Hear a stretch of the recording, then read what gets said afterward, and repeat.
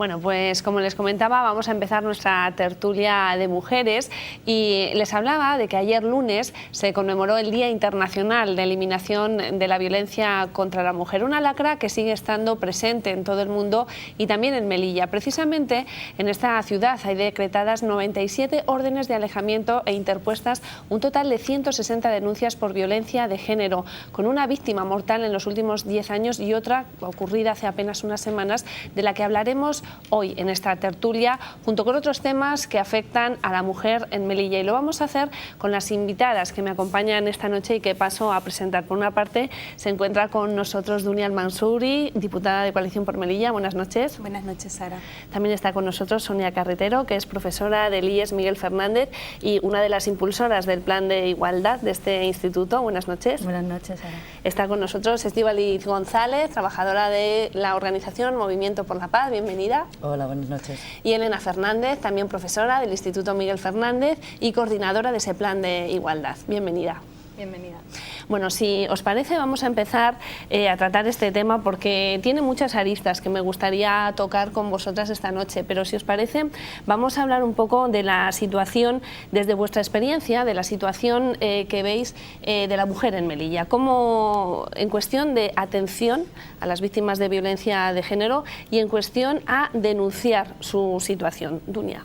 Bueno, el tema en cuanto a la atención que pueden recibir las mujeres en nuestra ciudad, sí que es cierto que se está haciendo un trabajo importante, tanto desde entidades, ONG, desde la administración, desde los centros educativos, etcétera, pero no es suficiente. ¿Y por qué digo que no es suficiente? No es suficiente porque seguimos hablando de este tema. Es un tema del que para que pudiéramos decir que se ha hecho todo lo necesario, no estaríamos hablando de él y no tendríamos que tener un día fijado en el calendario. Sí que es cierto que todo lo que tiene que ver con violencia de género y violencia machista o violencia contra las mujeres debe ser un trabajo muy sigiloso y sobre todo con mucha cautela, y no puede ser algo tan público porque estamos hablando de víctimas y sus agresores no pueden saber cuáles son los pasos que da una mujer una vez que es acogida por un caso de violencia. Y el principal problema que hay en Melilla es la falta de desconocimiento de las mujeres de nuestra sociedad. Hay que recordar que en Melilla la diferencia social es muy amplia. O sea, estamos hablando de unos picos importantísimos en cuanto al nivel social, económico, cultural, etcétera, de las mujeres melillenses. Por lo tanto, esa brecha hace necesario un plan de actuación, yo creo que muy distinto al que se está llevando a cabo en la actualidad.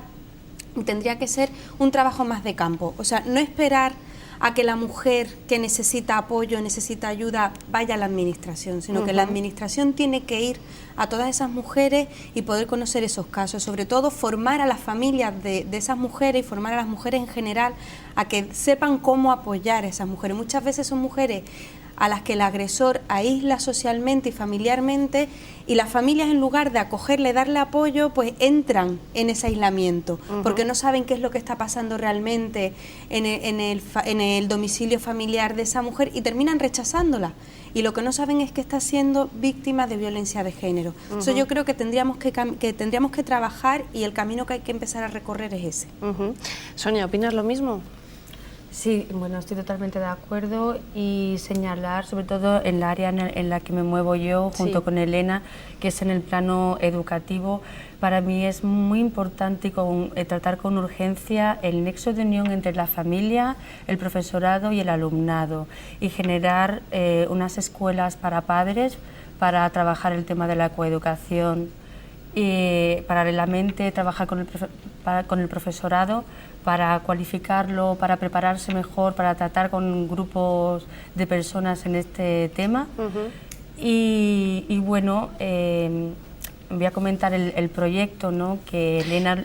Ahora lo vamos a comentar, porque enseguida nos vamos a meter de lleno también en la importancia de la educación en igualdad como prevención de los casos de violencia de género. Pero antes me gustaría seguir tocando el tema de la situación de la mujer en Melilla. Por ejemplo, Estichu, tú que trabajas con mujeres y hablas con ellas y lo percibes, ¿qué sensación te transmite? Pues antes lo hablábamos un poquito ahí fuera, antes de entrar, que hay un problema muy grande sobre todo yo creo que de una especie de tolerancia de no saber identificar bien qué es la violencia de género, un poco de, ¿no? Cuando comentaba Dunia, muchas veces las familias o el círculo cercano lo encubre porque no sabe muy bien lo que está pasando, porque muchas veces no se sabe identificar bien, es un poco un problema familiar. Lo que nosotros vemos en la oficina sobre todo es, bueno, yo no trabajo tanto directamente con mujeres maltratadas, pero mi compañera Nuria, que es la abogada, sí, y se trabaja sobre todo con mujeres inmigrantes o mujeres con residencia, con tarjeta de residencia, y gran parte de la labor es una labor psicológica, porque estas mujeres no quieren denunciar porque no saben cómo van a sacar adelante una denuncia y un, ¿no? Entonces, gran parte del trabajo es un apoyo psicológico, un asesoramiento, que sepan identificar bien qué es lo que está pasando, porque una de las cosas importantes también es que las mujeres que sufren violencia muchas veces no saben que están sufriendo violencia y no saben, se sienten mal, pero no saben identificar. Y luego muchas veces pues también se hace la denuncia, pero luego terminan por perdonarlos, pues supongo un poco la presión social, el desconocimiento, el sentirse solas.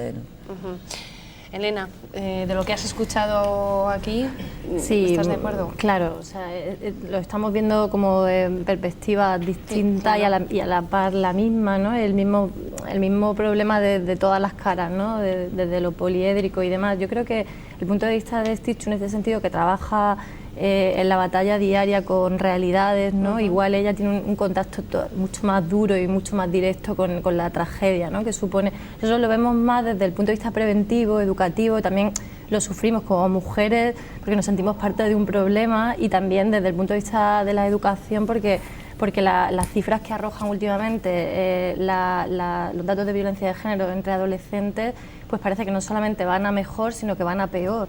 Con lo cual parece que estamos avanzando en igualdad en una serie de aspectos, de leyes, no sé, ¿no? Una especie de espejismo de la igualdad que de repente, ¿no? En cifras nos va diciendo otra cosa. Entonces nos alarma un poco, ¿no? Porque ¿qué está pasando aquí, ¿no? Yo creo que trabajamos mucho, ¿no? Desde la perspectiva incluso académica, intelectual, de género, en los coles y demás, pero la realidad social, ¿por qué no está cambiando? O sea, está cambiando, obviamente, yo no digo que no, pero no tan rápido ni tanto como nos gustaría. Vale.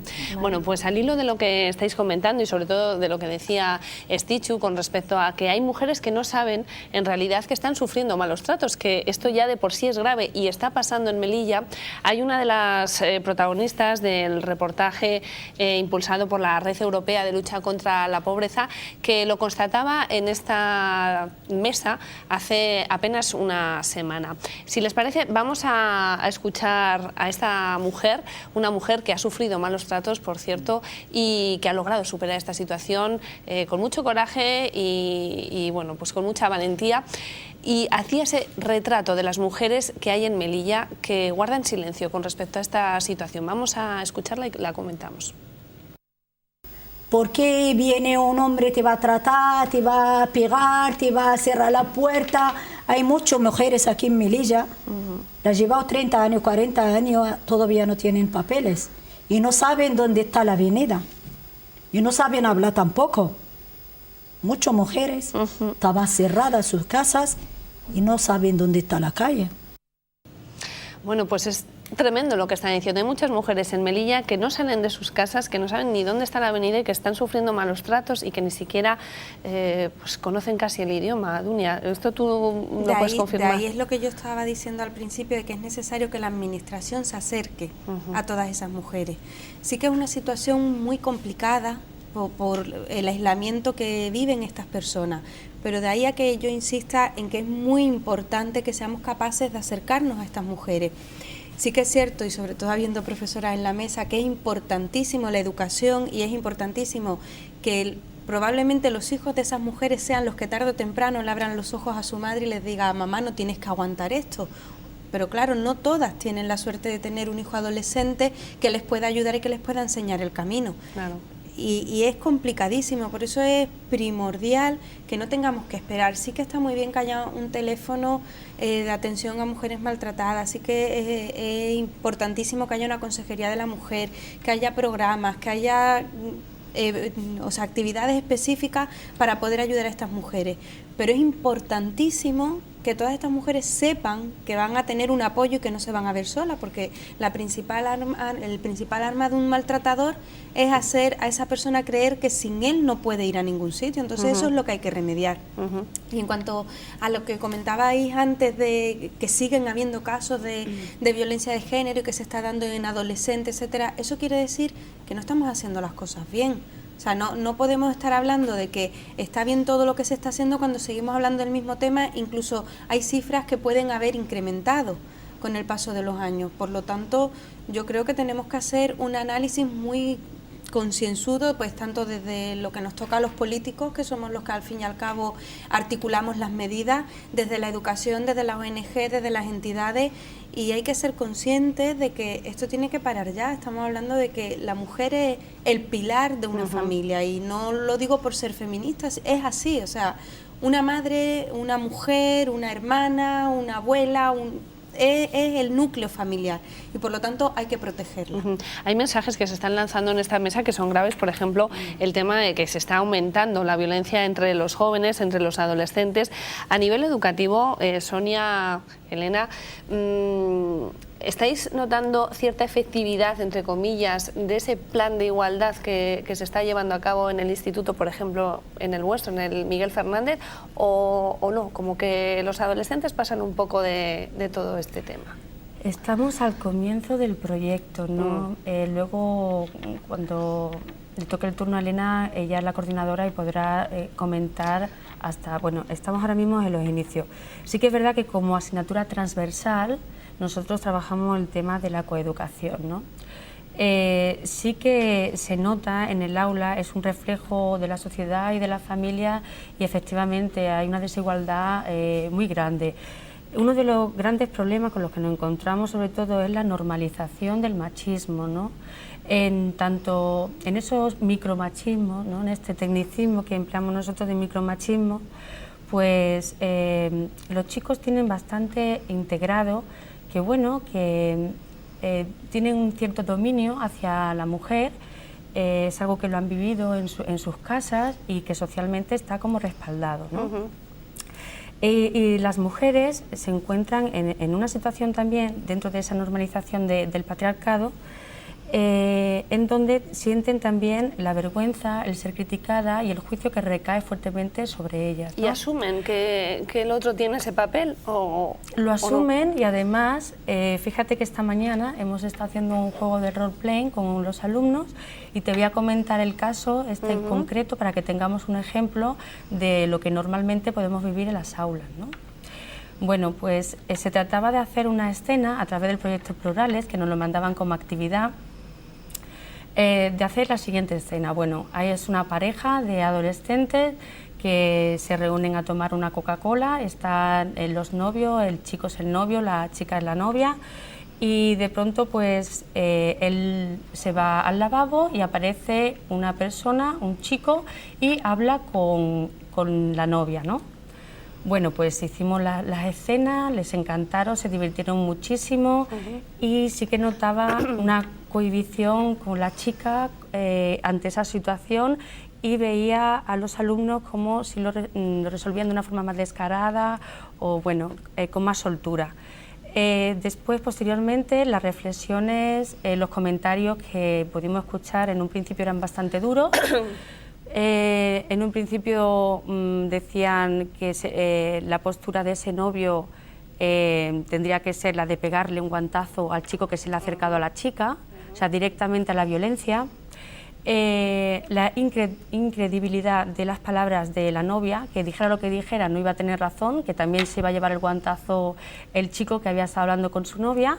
Y bueno, pasamos a la siguiente etapa, que era encontrar diferentes medidas para que no llegásemos a la violencia, sino, pues bueno, mecanismos más asertivos, ¿no? Y ya empezaron a aparecer palabras como confianza, como fidelidad, como respeto. Menos mal. Menos mal, pero al principio fue bastante el panorama, brusco, y sí, lo tienen muy interiorizado y, bueno, muy introyectado, ¿no? Por la familia. Elena, vamos, yo me quedo sorprendida porque estamos hablando de adolescentes ante una escena de lo más normal. Claro, es que si vamos al origen del problema es tan antiguo y de raíces tan amplias y tan no tentaculares, ¿no? De 1000 tipos, y está tan arraigado en nuestras estructuras mentales, educacionales, sociales, ¿no? Antropológicas y demás, que acabar con el problema no se acaba en 2 días. Entonces se ve que el engranaje va hacia adelante, pero va lento, ¿no?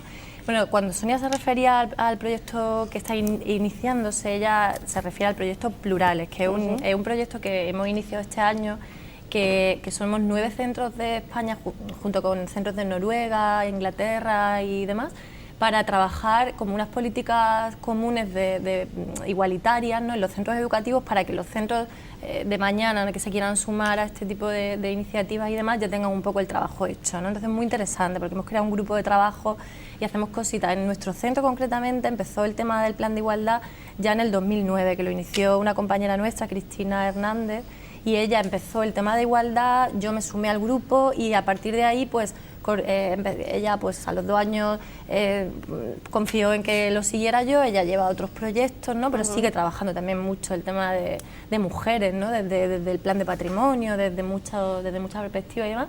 Y entonces es un centro el nuestro que ha sido bastante pionero, ¿no? A nivel de Melilla en estos temas, ¿no? Porque por la implicación de personas concretas que al final hemos conseguido mover a otras, y esto es como un efecto dominó, ¿no?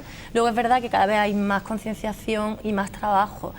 También es verdad que falta una política, que yo lo comentábamos antes de entrar, en una tertulia ahí fuera muy interesante también, que bueno, lo que falta igual es aunar criterios y que en vez de trabajar como compartimentos estancos, la coeducación desde muchos puntos de vista, que está muy bien, porque trabajemos un poco todo a una y que haya un plan integral, pero en todos los institutos, en todos los centros, claro. Y desde primaria, desde infantil, ¿no? Infantil, primaria, secundaria y demás, porque empieza desde muy abajo, ¿no?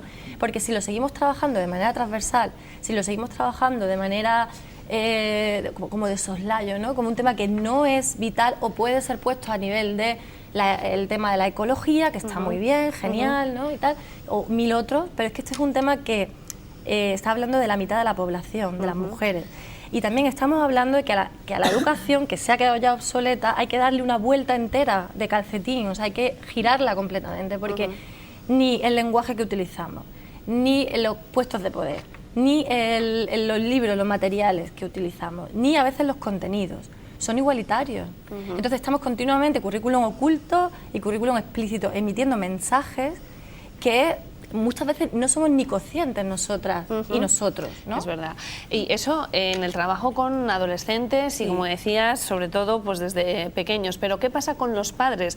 Antes Sonia mencionaba la escuela de padres, que es tan importante, y en tu caso, Estichu, que también estás relacionada con la escuela de padres, sobre todo de madres, porque acuden. Además, es otro aspecto a destacar, solo las madres, cosa también llamativa. Este tipo de cuestiones, cuando hablas con ellas, claro, les chocará. Es como un aprendizaje también para ellas, ¿no? O como un... Mira, a mí me sorprendió una vez que hicimos un taller de risoterapia, no sé qué estábamos hablando. Ellas tenían necesidad de hablar de sus relaciones de género con sus parejas. Pero estábamos en un taller de risoterapia, pero bueno, tenía la necesidad y salió el tema. Y me sorprendió mucho porque me decían, es que vosotras ya tenéis resuelto. Es que vosotras es otra cosa. ¿Resuelto el qué? Pues resuelto, no sé, las relaciones, ¿no? Las cosas. Sí. Y entonces era como... lo que yo entendí que las mujeres me querían decir era que ellas, por su situación socioeconómica probablemente, tenían una situación muy distinta a la que tenía yo. A la que tenía yo y las personas que ellas consideran que es como yo. No podían ser independientes, como que dependían del marido. Claro, no, bueno, un poco de todo. El vosotras ya tenéis superado eso, es que vosotras es diferente. Supongo que hablaban de su situación, pero me narraban porque se quejaban mucho de que sus hombres eran hombres muy celosos, pero celosos hasta la patología. Y entonces me narraban una escena que cuando la recuerdo me ponen los pelos de punta, y es como, imagínate que tu marido es súper celoso de ti y no te deja salir de tu casa. Y tú no sales de tu casa, pues no te deja salir de tu casa. Y ahora estás viendo la tele y tocan el claxon, el pito del coche, fuera porque están llamando a alguien. Y ya te dice tu marido, ¿qué? Ya te vienen a buscar, ¿no? Ya te viene a buscar tu novio, tu ama. Claro, te cuentan esa escena de decir, o sea, estás ya con el miedo en el cuerpo, en tu casa, que no puedes salir porque no te dejan salir, y todavía cuando estás dentro, que no puedes salir, te siguen acosando de esa manera. Y entonces era como... Eso también es una forma de violencia. Eso es violencia de género, bueno, directamente. Total. Directamente. No, Eso es un acoso, acoso increíble. ¿Cómo trabajar con estas personas? Pues mucho con el tema de la terapia. Es que no hay muchas más alternativas. Pero mientras Necesitas los sanar padres un alma. no vayan, las mujeres pueden darse cuenta, pero mientras los padres no estén presentes... Claro, es que trabajar con los padres es otra cosa, pero es como en las violencias de género, trabajar con las víctimas o trabajar con los agresores. Hay programas para trabajar con hombres. En la cárcel hay programas para trabajar con hombres agresores, para que reflexionen, porque al final no podemos olvidar, no son malas personas simplemente. Son personas que tienen muchas dificultades, que tienen muchos problemas emocionales, que no saben gestionar bien la frustración, que la única respuesta que conocen es la violencia y que actúan así. No quiero decir que sean buenas, quiero decir que tienen dificultades, no se criminaliza y punto. Hay que trabajar con los hombres también. Pero bueno, desde nuestro ámbito el acceso es a las mujeres, porque los hombres no vienen. Pero bueno, está bien, no es algo negativo, es algo en positivo, porque así se convierte en un espacio donde ellas reflexionan, claro, ellas se pueden dar cuenta, oye, y si dan el paso, pues bienvenido sea, ¿no? Sí, aunque sea solo hablar y compartir y reflexionar.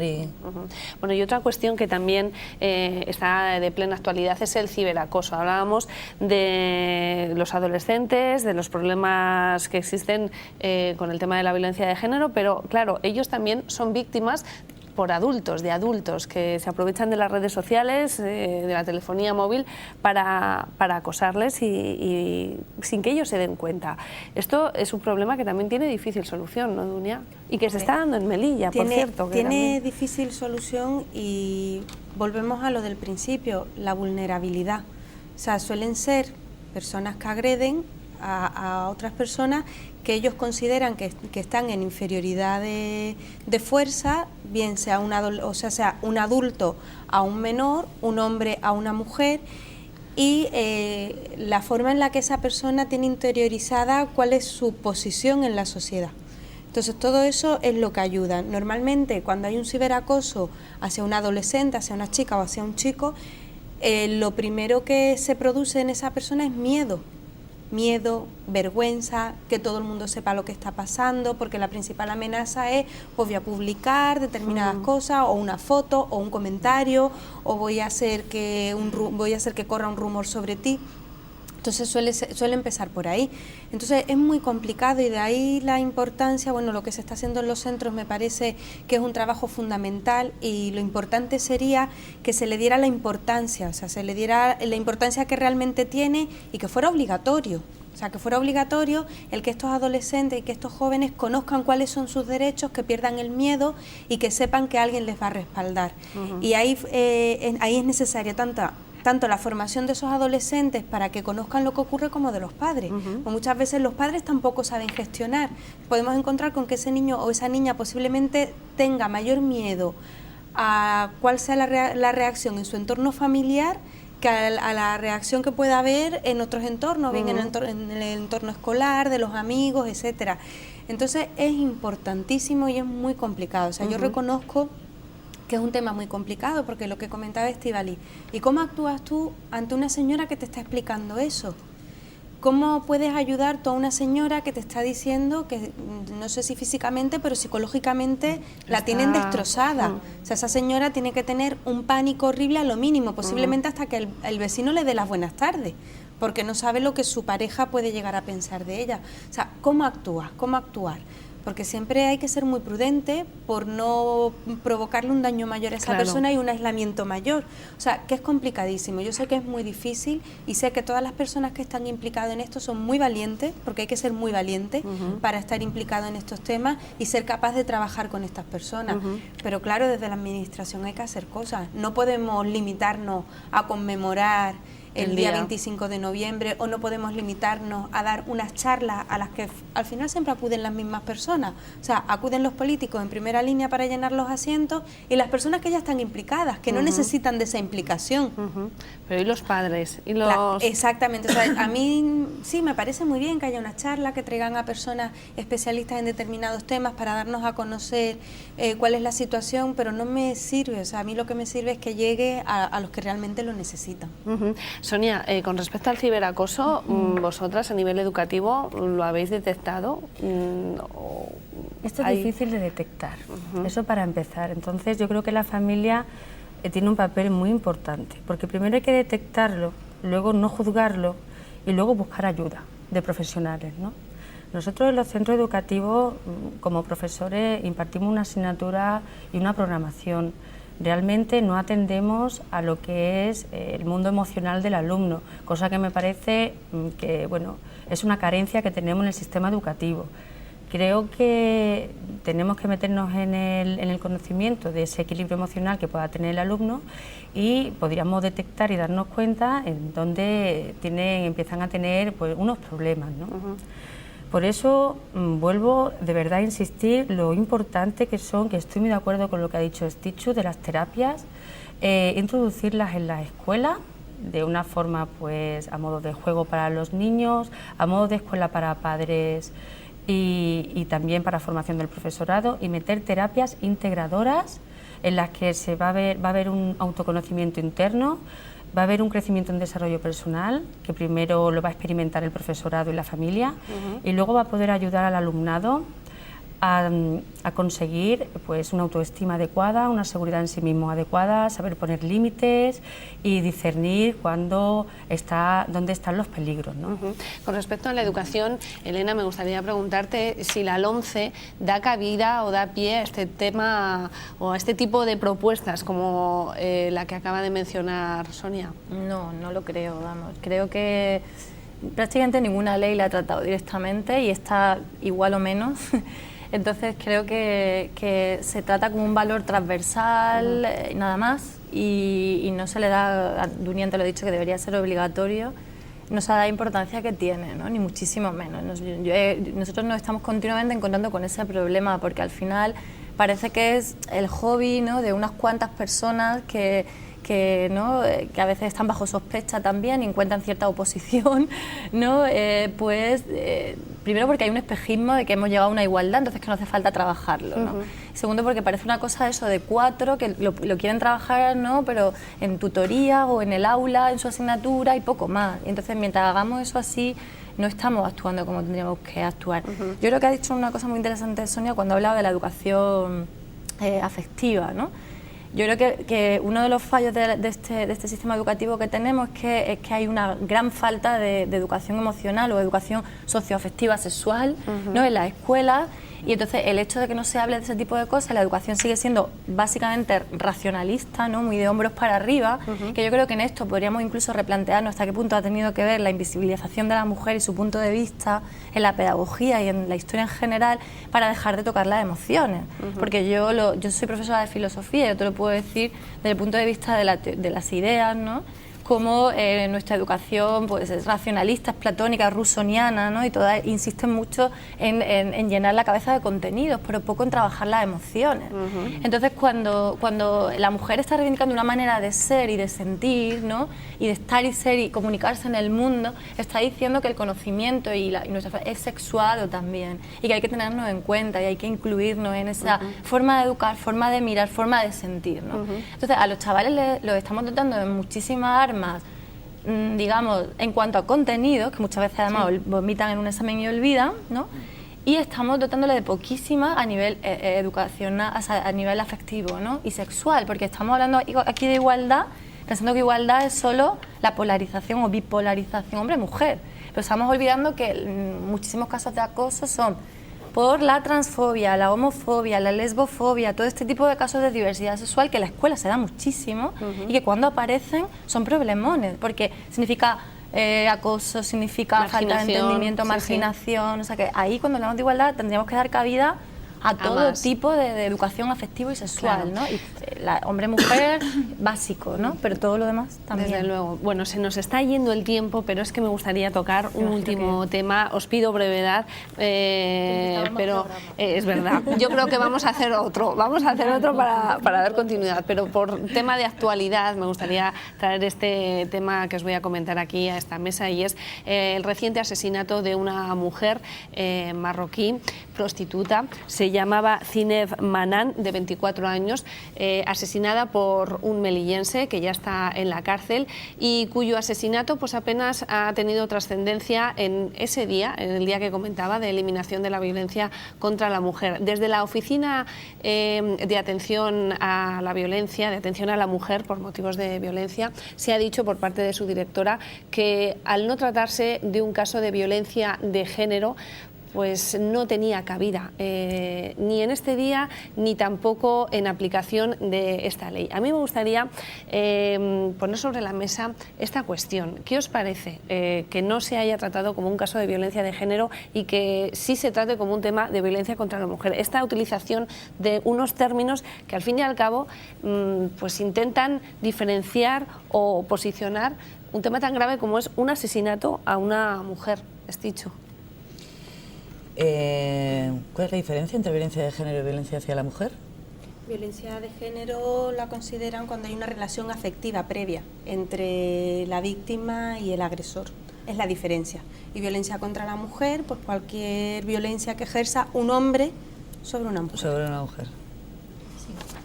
Tenían una relación, Yo es que eso creo que sexual, ¿no? No era emocional, pero... Según la versión del detenido y del asesino, solo tuvieron una relación esporádica ese día y al final, bueno, pues terminó en ese fatal desenlace, pero es según su versión. De todas formas, estamos hablando, como digo, de un asesinato a una mujer. A ver, o sea, yo creo, vamos, de mi punto de vista y un poco lo que me he informado sobre el tema aquí yo creo que son dos cuestiones. El punto de vista legal, estrictamente legal, o el punto de vista de qué se considera violencia de género o si las leyes recogen realmente qué es del todo la violencia de género.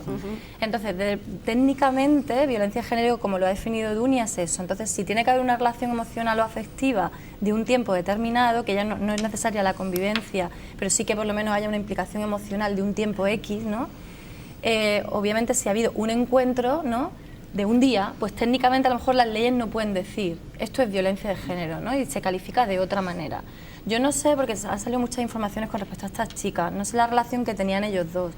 Se dijo también que si era una prostituta, luego se dijo que no, porque la familia dijo que no. Yo creo que ni lo vamos a saber. Ni lo vamos a saber y bueno... Yo creo que ese no es el fondo de la cuestión. No creo que el problema sea si la chica ejercía la prostitución o no, porque eso yo creo que es un poco también un intento de quitarle importancia a lo que ha ocurrido. Desde mi punto de vista, el querer denostar un poco la imagen de las chicas es como decir, bueno, es que como se ha dicho en redes sociales, que a mí me parece totalmente indignante, es que él era muy buen chico, es que se ha complicado la vida, es que ¿en qué país estamos? Claro. O sea, ¿en qué ciudad vivimos? Estamos hablando y si analizamos a fondo la declaración que ha hecho este señor, al que me niego a decirle presunto asesino porque él ha confesado que es el asesino de la chica, por lo tanto es el asesino. Si nos ceñimos y analizamos la declaración del asesino, o sea, la implicación, si realmente así es como ocurrió y no había una implicación anterior emocional o del índole que fuera, es peor. O sea, tú has matado a una persona porque no le querías pagar por un servicio sexual, porque al final esa es la declaración, que su versión es que la mató porque ella le estaba pidiendo 50 euros más. Claro. O sea, es más grave todavía. Estamos hablando de una violencia hacia una mujer porque tú has consumado el acto sexual con ella, tú has satisfecho tus necesidades con ella y no habéis acordado un precio. O sea, es peor. Yo cuando hago el análisis de la versión de él me parece más indignante y más denigrante hacia esa persona. Hacia la mujer. Y sí, sobre todo... Perdón un segundito, Dunia, que quería decir lo de la prostitución, ¿no? Porque si se hubiese demostrado que encima ella pues ejerce la prostitución, ahora mismo... o sea, por lo menos las teorías feministas o de género te dicen que prácticamente cualquier tipo de prostitución es violencia de género. Claro. O sea, es que así de sencillo el argumento. Entonces, ¿por qué? Pues por todo lo que implica la relación de sumisión, de poder, de mercancía.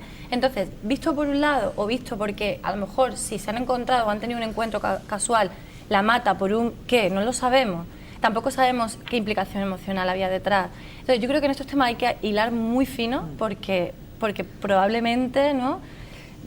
Caso de un chico que mata a una chica con una cierta violencia extrema no sé, a mí me huele un poco extraño, ¿no? Sonia. A mí lo que me sorprende y me aterra es que se le quite el valor de un asesinato cuando es una mujer. Parece que la mujer es un ciudadano de segunda categoría.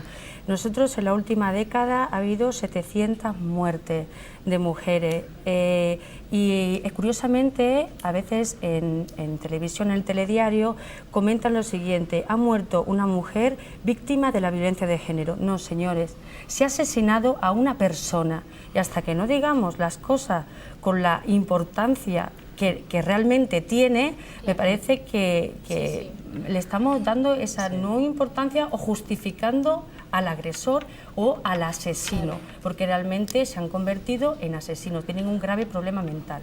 Estichu, ya para... Sí, yo planteaba lo de la diferencia entre violencia de género y violencia hacia la mujer, precisamente por lo que decía Elena. Uy, se me ha ido de repente el nombre. Porque lo estaba hablando con Nuria, que ella es abogada, y efectivamente o sea, el artículo con el que se condena es un artículo que se refiere exclusivamente a que haya una relación afectiva o que se viva en el mismo domicilio, donde también se cubre a las hermanas o a las madres, pero solo habla de eso. Sin embargo, violencia de género, desde el punto de vista filosófico, antropológico y yo creo que desde la teoría feminista, incluye todo tipo de violencia que tenga un sesgo de género de por medio, es decir, que aluda a una desigualdad de género. Y entonces la violencia hacia la prostitución en sí se considera una violencia de género, la violencia hacia las prostitutas también se considera violencia de género. Entonces, si el juez no ha dictaminado, y de hecho todavía no ha resuelto nada, ¿no? No, todavía no. No lo han declarado Claro, no lo han tipificado como violencia de género. Porque se intuye que no tenían una pareja o porque el hombre ha declarado que no tenían una relación de pareja. Una relación sentimental, ¿no? Si el encuentro es casual de un día, ¿no? Claro. Pues entiende que no. Hombre, deslindar no está mal, pero hay que hilar muy fino, claro, ¿no? hay que hilar muy fino. Yo creo que una cosa es lo jurídico y otra cosa es lo ético, lo sociológico, lo... Pero yo tengo que decir, y no me quiero quedar sin decirlo, que no entiendo el por qué, ya lo he dicho varias veces, el por qué este caso en concreto, que es violencia machista, o sea, es violencia de un hombre sobre una mujer y eso es... No hay vuelta, no hay vuelta, o sea, es un asesinato. No entiendo el por qué medios de comunicación, gobierno local, gobierno central a través del delegado del gobierno, no se ha hecho absolutamente nada de lo que se suele hacer en este tipo de casos, que es cierto que no es bueno normalizarlo, pero ¿por qué hay diferencia en este caso respecto a otros muchos casos? En cualquier ayuntamiento, en cualquier comunidad autónoma, en cuanto hay un caso de violencia o de asesinato de un hombre hacia una mujer, se activan todos los mecanismos. Y en Melilla no ha ocurrido. ¿Qué es lo que ha pasado? Pues eso es lo que yo me pregunto y creo que esa es la pregunta que se tiene que quedar en el aire. Claro, bueno, pues ahí queda ese mensaje y esa reflexión. Lo siento, tenemos que terminar porque ya se nos va el tiempo, pero desde luego que a ver si podemos continuar esta tertulia porque hay muchos temas que se han quedado en el tintero y que merece la pena continuarlos. Muchísimas gracias a todas por acompañarme esta noche. Gracias. Bueno, y a ustedes, sin más, me despido. Hasta mañana, como siempre, nuestra cita habitual a las 10 de la noche. Gracias por acompañarnos.